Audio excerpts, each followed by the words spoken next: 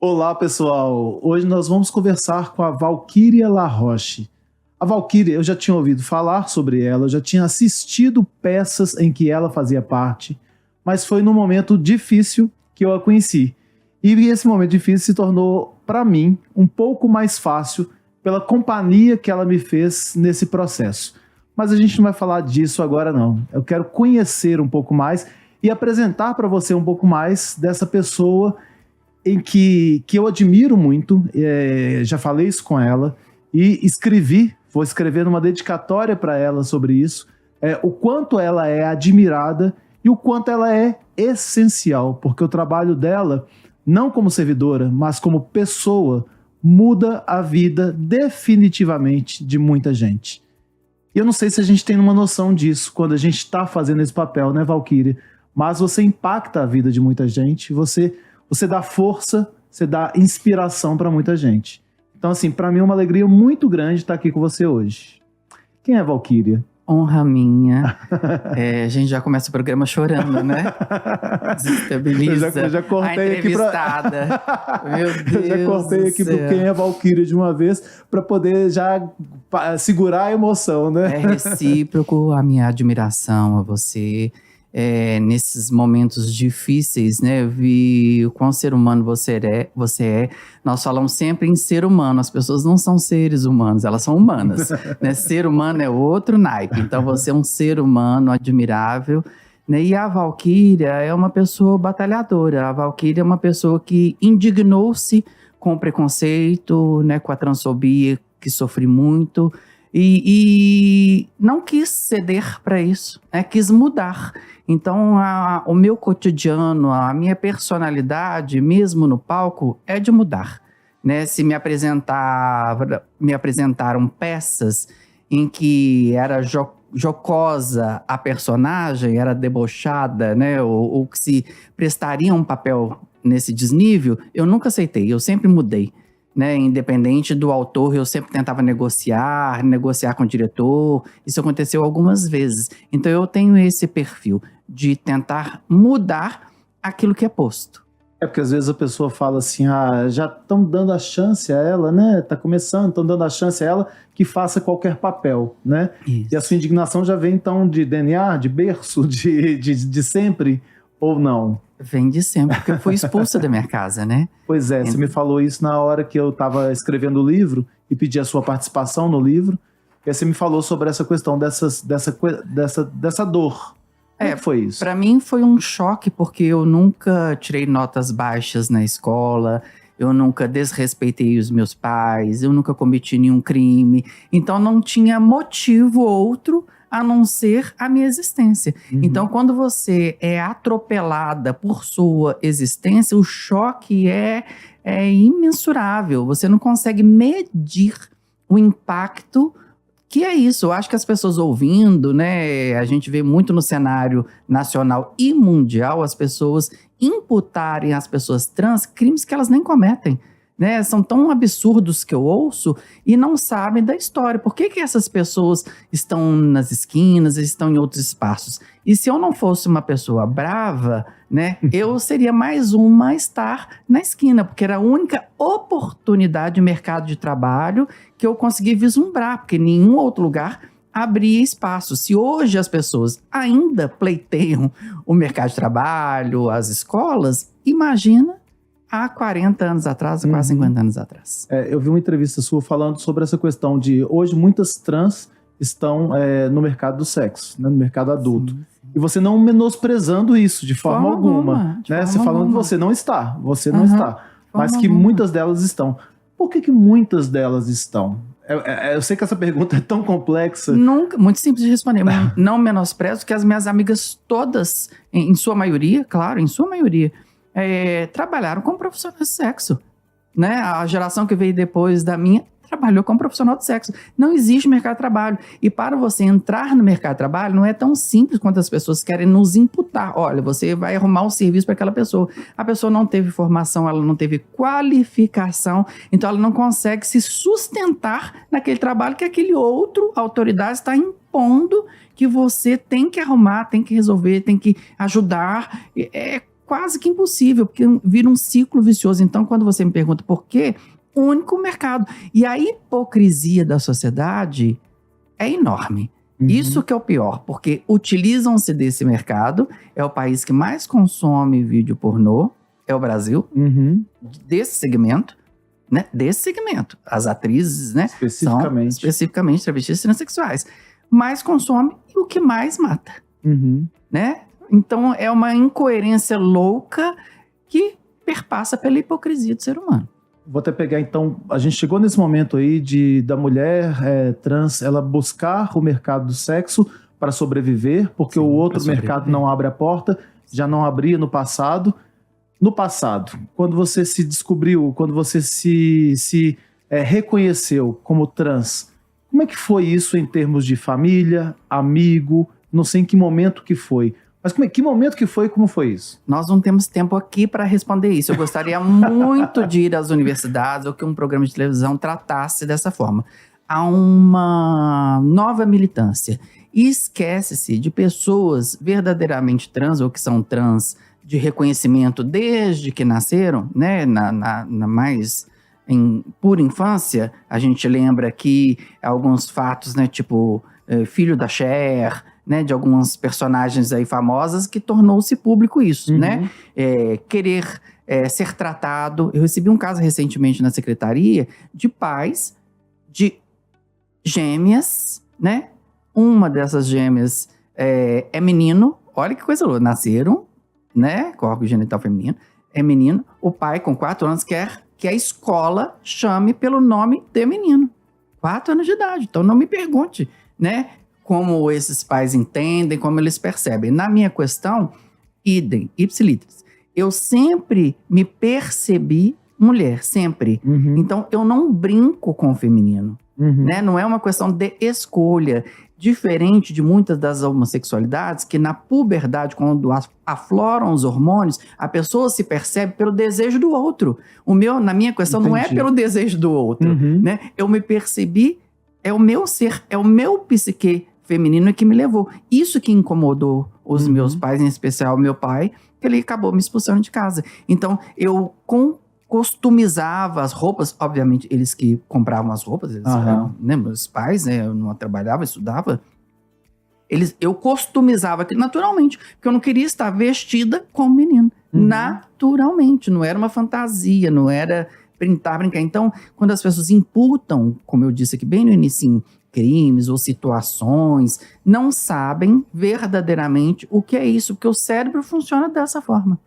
Você falou sobre essa questão de sair de casa, e aí você tem que viver na selva, né? Numa selva. Você fala isso aí de tempos atrás, 40 anos atrás. Recentemente, e aí eu vou falar como que eu te conheci, de conviver, eu comecei a fazer um trabalho numa penitenciária LGBT, em que você já havia feito um trabalho anterior, né? Criando uma ala dentro de uma penitenciária que trabalhava especificamente as especificidades desse público. E aí, durante agora a pandemia, me chamaram para poder fazer um trabalho, não te conhecia ainda, apesar de amigos comuns. E aí, chegando lá, uma das histórias que eu ouvi foi de uma menina que se reconheceu menina, né, aos 12 anos, ou se assumiu para os pais, e aí a mãe colocou a roupa dela dentro de um saco plástico preto. Olha, essa redação que ela escreveu é muito forte, porque assim, colocou dentro de um saco preto, jogou para ela na rua e falou que filho gay ela não aceita. Não é esse filho que ela teve. E essa menina foi morar num carro abandonado, ali ela começou a se prostituir aos 12, 13 anos, começou a traficar e estava presa naquele momento.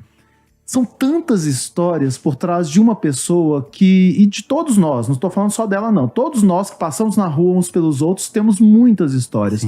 Agora, o que é ser colocado na rua? Eu também saí com um saco preto de lixo.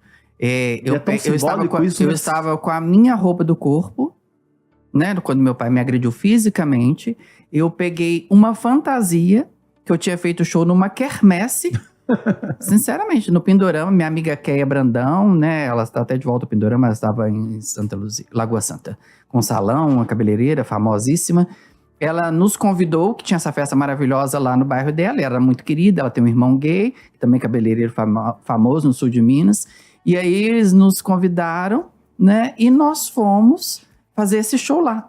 Eu peguei isso, olha que coisa de Deus, eu peguei essa fantasia, só saí com essa fantasia.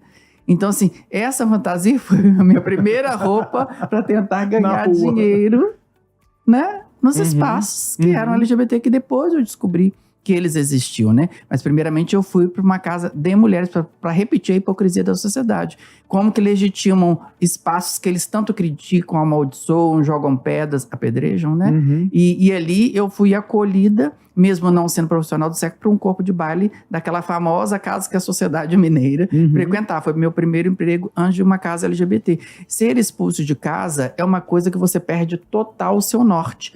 Total. Você sai assim, tipo, acabou a minha vida. Eu não tenho um pai, uma mãe para me salvar de uma pessoa que queira me bater, me agredir, de ser presa injustamente. Não tem, você não tem o alicerce mais. Como é que você avalia? Você hoje vive com sua mãe. Sim, sim. Né? Ela veio morar comigo, né? Como é que você avalia aquele momento da sua mãe, em que o seu pai te coloca para fora e a sua mãe estava ali do lado, né? Como é que você avalia essa situação e como é que é ela vir morar? Eu lembro que você falava, eu tenho que chegar mais cedo para poder cuidar da minha mãe. Esse carinho, logicamente, que você tem com ela. Mas você entendeu esse passo da sua mãe estar ali do lado quando você saiu e agora você está do lado dela? Eu já me questionei muito isso, né? O mundo dá muitas voltas, mas não é no sentido mal. A vida a gente não pode fazer mesmo assim com o outro o que a gente não quer que faça conosco, né? A minha mãe sentiu-se impotente. Que ela tentou falar, ela tentou argumentar e foi calada, né? Man explain, né? A mulher não fala, o homem fala, acabou, né? Então, ela tentou argumentar e eu só ouvi profundamente o que ela passou agora. Ela dentro da minha casa, está com 96 anos de idade. Ela falou que sentiu-se mal 3 dias, com a pressão altíssima, se explodindo. Foi Deus mesmo que ela não teve um AVC, não teve um ataque cardíaco. E ela foi sozinha até um médico de bairro, né? Que o médico assustou. Quando mediu a pressão dela lá, falou, não, o que a senhora tá fazendo aqui? Né? Só ficou quanto tempo? 3 dias. Não, o que aconteceu? Foi emocional, né? E muito educada, não quis explicar a situação. Devia ter falado para desabafar, né? Também não desabafou. E ela me contou isso por pequenos desabafos, que minha mãe é muito educada, sabe? Ela foi servidora pública federal, ela toda protocolar, né? Administrativa.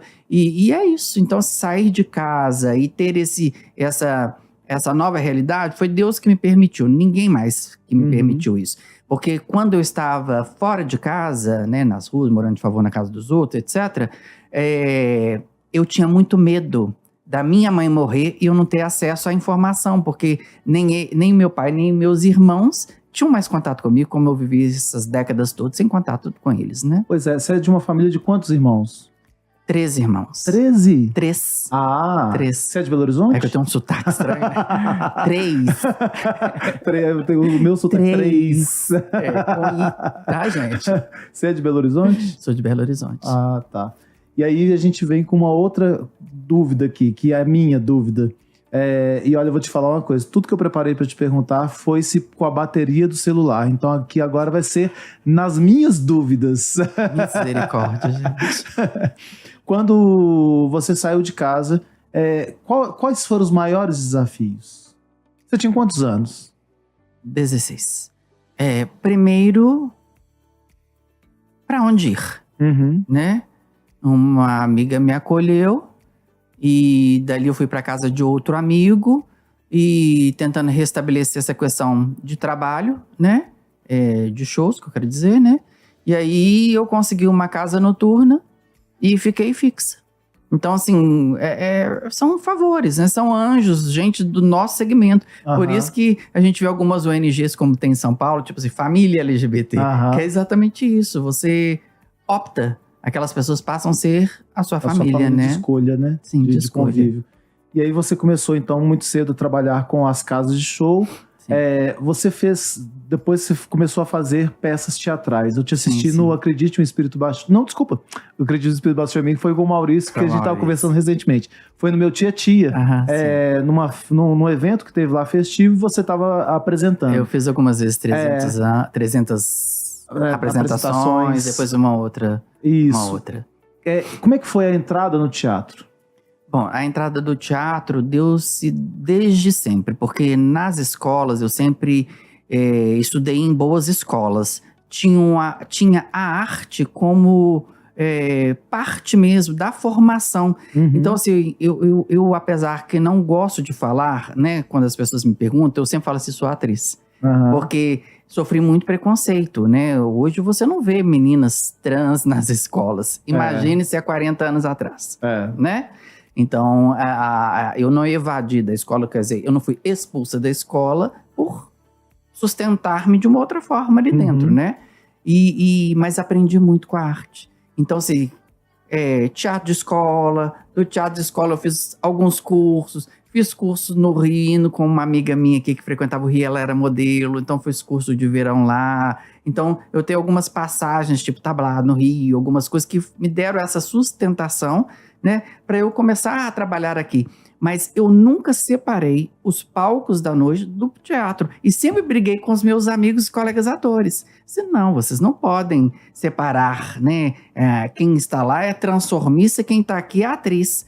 Não, não é isso. Né? A pessoa é atriz. Ali, ela está ali porque a vida me levou para estar ali. Senão eu estaria disputando aqui. E não tinha esse espaço também dentro, né, dos artistas ali. Poucos diretores chamavam essas pessoas, a não ser antigamente o Teatro Revista, né, que incluiu aqui Rogério, dentre outros, graças a Deus, né? Mas Belo Horizonte, Minas Gerais, né, nós somos muito tradicionalistas, ainda né? tem isso. É muito complicado, Nós né? somos uma sociedade muito tradicional, e aí você viveu todo esse processo de entrada no teatro e hoje de reconhecimento. Seu reconhecimento como atriz, seu reconhecimento como alguém que desbravou realmente, porque a minha admiração muito grande por várias situações em relação a você, vem porque você derrubou muros, muitos muros.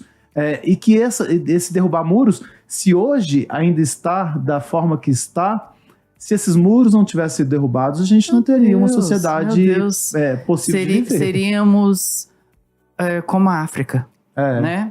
30 países aí que criminalizam, alguns até com pena de morte. Isso pode ter certeza, não falando só a Valquíria, não. Foram outras pessoas, mesmo no palco, como Rogéria, né? E dentre outras, né?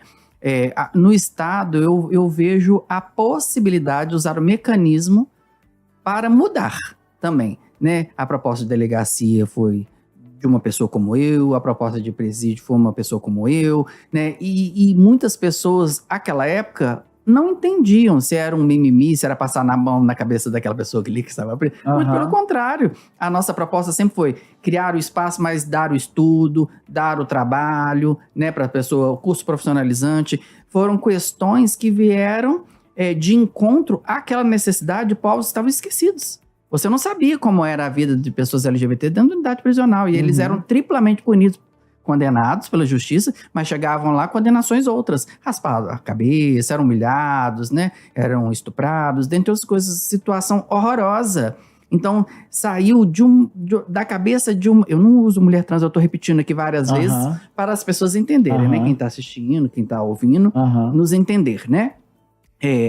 Eu percebo que a sociedade, assim, tem alguns mecanismos e de punição mesmo. Tipo, se eu estou revoltado, indignado com a minha vida, com a sociedade, vou acabar com aquele povo ali, sabe? Vou jogar todo o meu ódio naquela pessoa ali, porque não tem explicação. Para mim, eu não consigo essa explicação. Como ser humano pode fazer isso com outro ser humano?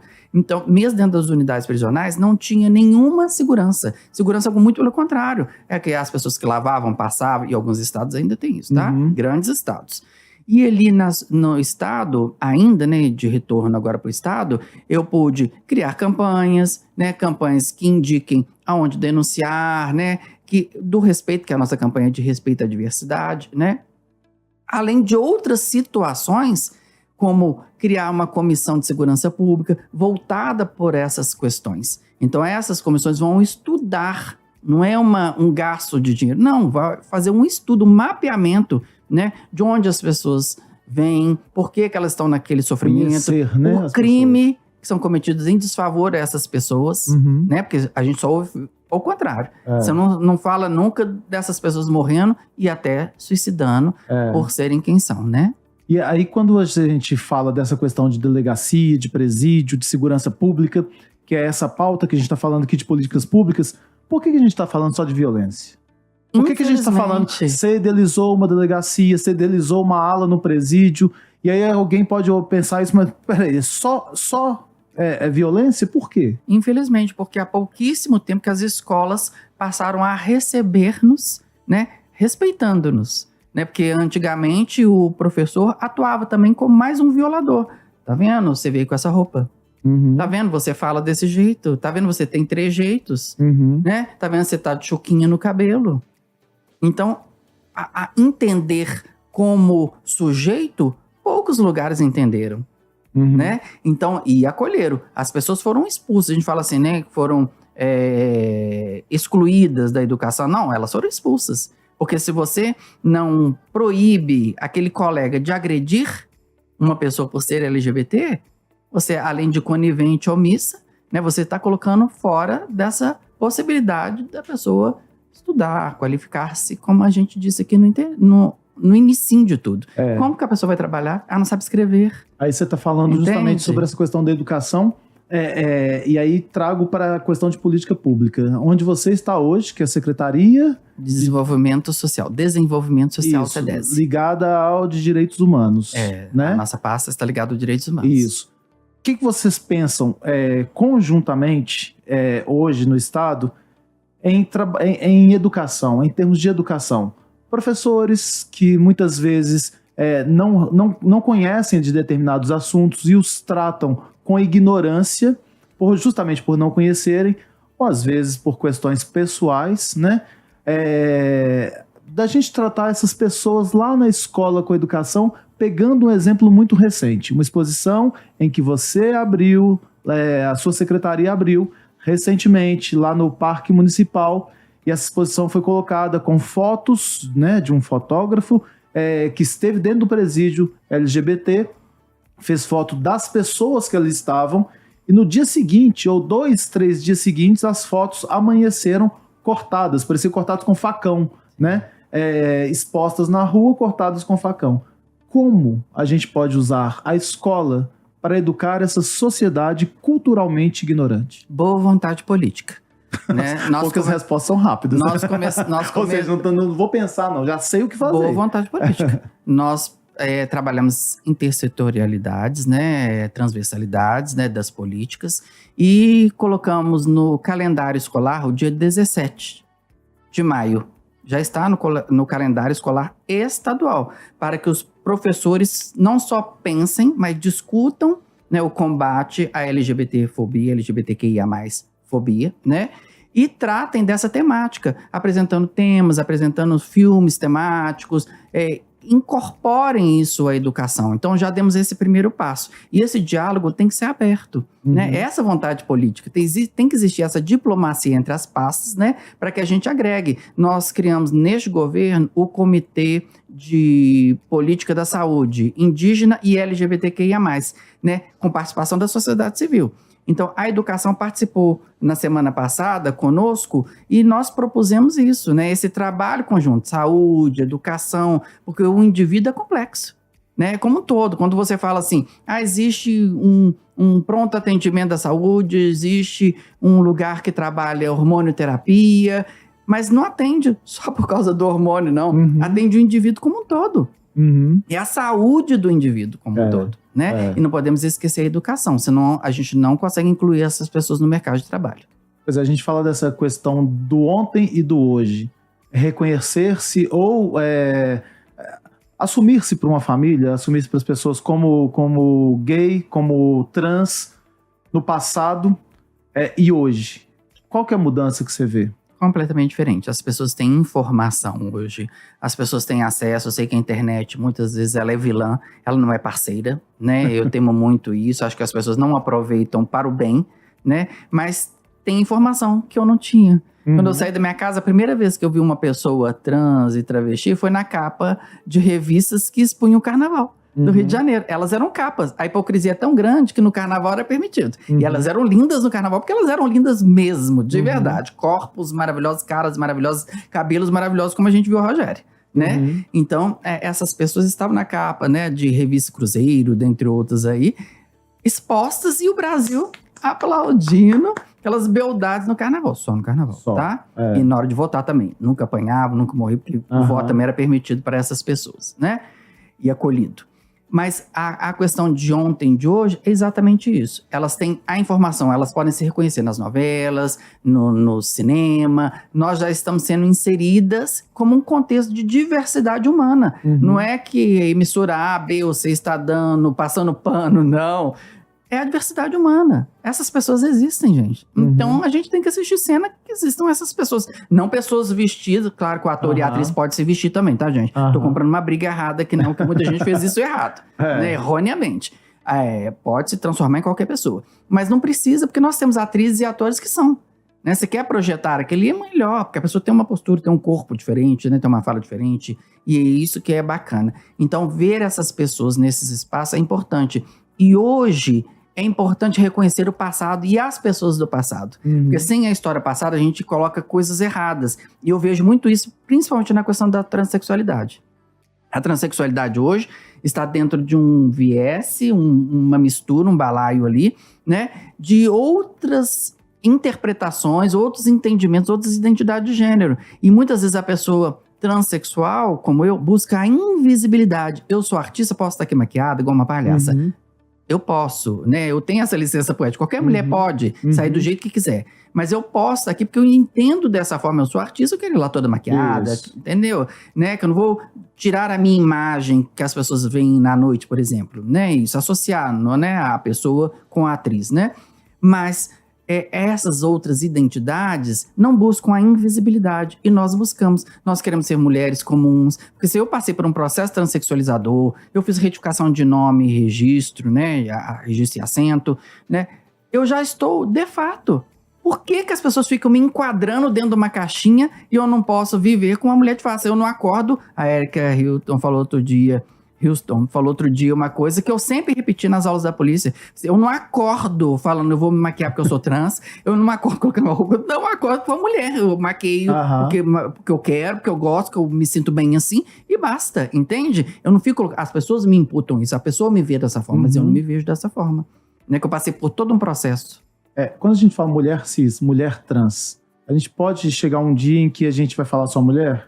Olha, eu já falo isso desde né, quando o mundo nasceu, né? Se você pegar, hoje esteve aqui a Coronel Luciene, né? Se você pegar a Coronel Luciene aqui comigo, ela vai repetir coisas que eu falo na polícia há 20 e tantos anos atrás, que nós somos só um número, para eles não se preocuparem com o nome social daquelas pessoas, que naquela época era impensável ter-se um nome social. Foi uma coisa também que a Valquíria fez no governo, né? Em âmbito do Poder Público Executivo em 2011. Né? Garantindo esse direito. Então essas questões todas é muito difícil a gente falar em poucos minutos, porque é muito complexo, né? Mas de ontem para hoje há uma diferença enorme. Só que a gente não pode esquecer do passado, porque são histórias que as pessoas são invisíveis, para a gente não deixar de lado. É o que você falou. Para que falar que a mulher é cis, ela está de acordo, e aí uma mulher passa pela redesignação sexual, não está também de acordo? Ela não é cis? Né? Porque você quer enquadrá-la só como trans? Isso louco isso. É segregar. Excelente falar isso, porque a gente precisa ouvir e praticar. Sim, né? e praticar. São mulheres, ponto, gente. Não foi só colocando a caixinha. Para a política pública é bom estar em caixinhas, tem suas especificidades, né? Para uma discussão, igual eu tô repetindo trans o tempo inteiro. Eu não falo isso, eu não me coloco como mulher trans em lugar nenhum, né? Muitas vezes me chamam no dia 28 de janeiro e 29, são sempre as comemorações, né? De visibilidade, né? E eu sempre repito que eu tô contempladíssima com o Dia Internacional da Mulher, entende? Porque eu lutei para isso, as pessoas não podem me tirar esse meu direito. Eu lutei, eu passei por todas as etapas para chegar nesse ponto. Se eu estou documentada na minha certidão de nascimento, para que eu tenho que falar que eu sou outra coisa? Olha, para a gente poder finalizar com as suas dicas, eu vou trazer um caso aqui que eu não vou citar o nome da pessoa, apesar de que era um vulgo, um apelido, mas que eu ri muito no sentido quando você me contou, e que mostra muito o que pequenas coisas representam para a aridez de uma cadeia, né? Quando uma das trans, a gente selecionou algumas para poder fazer uma pesquisa interna dentro do presídio. Sim. E uma das trans sabia que eu ia levar uma maquiagem para ela, porque elas podem usar maquiagem, ela não tinha, ela é do interior de Minas.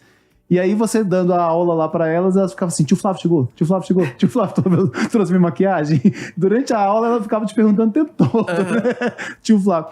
Por quê? Porque ela estava tão entusiasmada em ter a maquiagem para ela poder se sentir um pouquinho melhor, e algo tão pequeno para mim, né? E tão grande para ela. Nossa. E como que a gente vai mudando a realidade dessas pessoas ou de nós todos, porque quando eu falo dessas pessoas parece que eu estou excluído delas.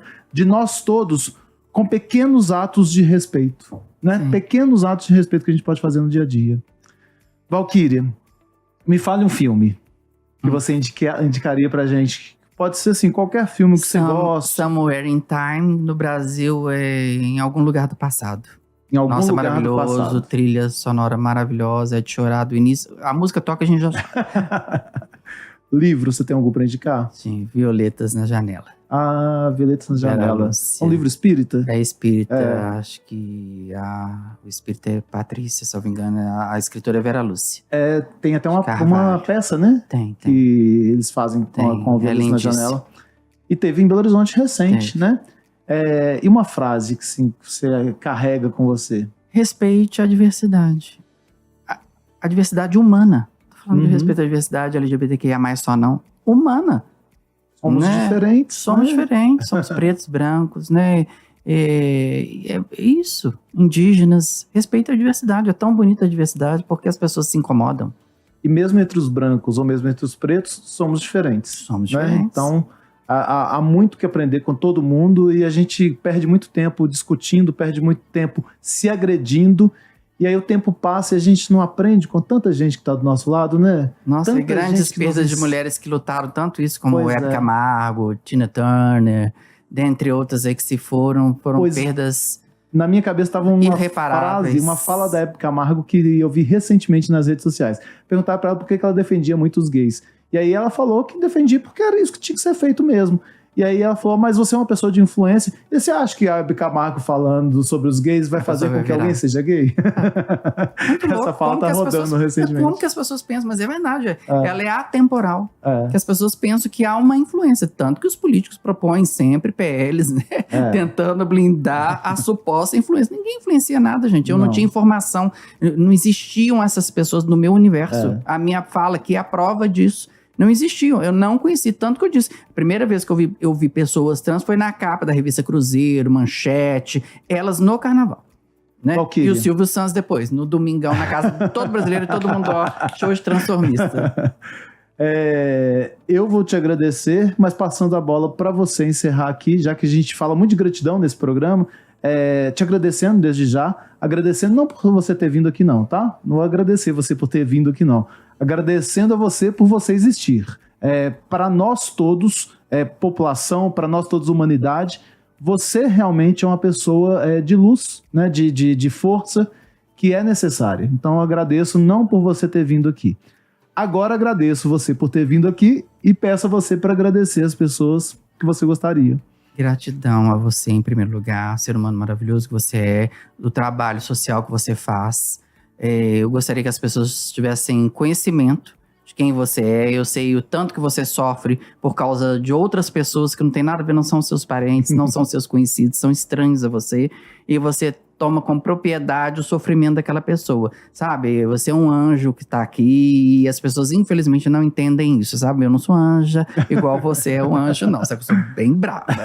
E ali eu aproveito eu aproveito desse momento agradecer, né, a você, as oportunidades que eu tenho. Não estou falando de governo A ou B, mas oportunidade de trabalho, porque lá eu consigo mudar, né, o pensamento da sociedade, mudar os fluxos, né, que se dão, né, na educação ou na saúde, ou seja, onde for, né, na unidade prisional, no sistema prisional, né, na segurança pública. É ali que eu estou podendo trabalhar, né, da maneira que eu gostaria, que eu gosto, que é tentando mudar o mundo, né? Se eu sou uma pessoa louca, graças a Deus, então agradeço a Deus. E a minha mãe foi uma inspiradora com uma mulher que aposentou-se, né, como servidora pública na época dela, que poucas mulheres trabalhavam fora de casa, né? Ela tem 96 anos de idade. Uhum. Você imagina há quantas décadas e décadas. Ela também foi uma mulher que enfrentou o machismo estrutural, enfrentou essa sociedade hipócrita, né? Enfrentou o preconceito, né? Por ser mulher estar ali, né? Sendo cantada, sendo assediada. Isso tudo também, obviamente ela passou, ela não conta, mas eu tenho certeza absoluta, Uhum. né? Como as mulheres até hoje sofrem. Né? Isso, respeito à diversidade humana é a melhor coisa. É isso. Então vem de DNA mesmo, viu? Gente, um abraço a todos vocês e até o próximo encontro que a gente vai ter aqui no Multiprosa.